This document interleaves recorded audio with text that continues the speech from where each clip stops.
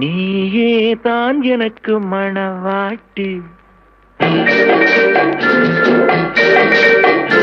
நீயேதான் எனக்கு மணவாட்டி, என்னை மாலையிட்டு கைப்பிடிக்கும் தீமாட்டி, நானேதான் உனக்கு விழிகாட்டி, இன்ப நாடகத்தில் ஆட்டி வைக்கும் வழிகாட்டி.